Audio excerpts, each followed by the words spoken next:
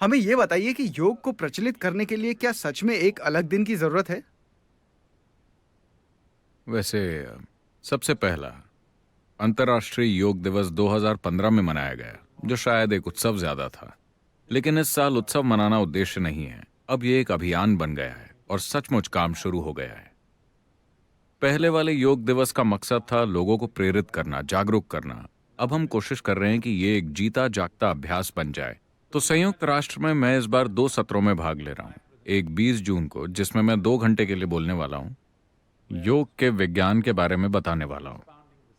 ये दूसरी चीजों की ही तरह एक विज्ञान है। जैसे बाहरी खुशहाली के लिए एक विज्ञान और तकनीक है, वैसे ही अंदरूनी खुशहाली के लिए भी एक विज्ञान और तकनीक है। समय आ गया है कि मानव जाति अपनी खुशहाली पर वैज्ञानिक तरीके से ध्यान दे।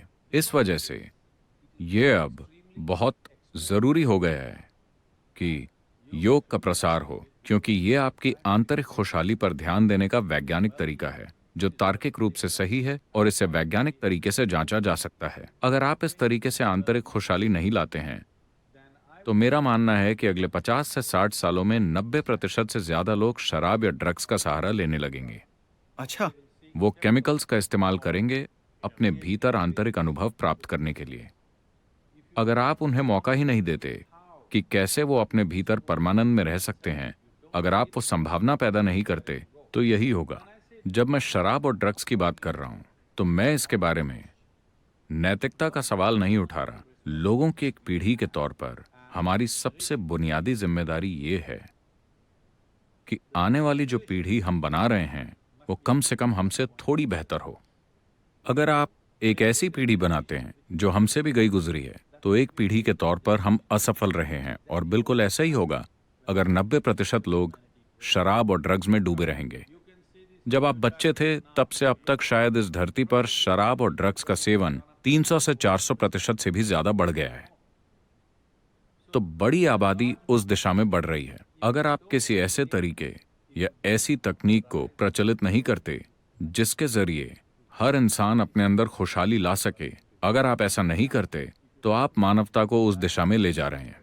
तो आप कह रहे हैं कि योग से शराब की लत का इलाज हो सकता है, ड्रग्स की समस्या का इलाज हो सकता है। अगर ये एक वैज्ञानिक इनर इंजीनियरिंग है, जैसा कि आप इसे कहते हैं, तो इसे दवा की तरह होना चाहिए ना? इससे इन सामाजिक बुराइयों का इलाज संभव होना चाहिए। देखिए, ये हमारे समाज की बुनियादी समस्या है। हम लक्षणों का इलाज करने की कोशिश करते हैं।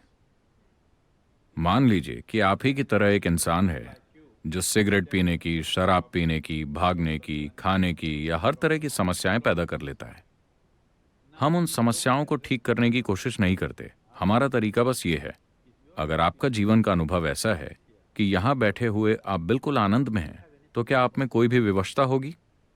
नहीं। तो यही बात है। हम आपसे ये नहीं कह रहे कि पियो मत, खाओ मत, ये मत करो। अगर आप में कुछ भी व्यवस्था भरा नहीं है, तो आप सब कुछ उतना ही करेंगे जितना कि आपके लिए जरूरी है, न ज्यादा न कम। ये समझदारी भरी दुनिया है।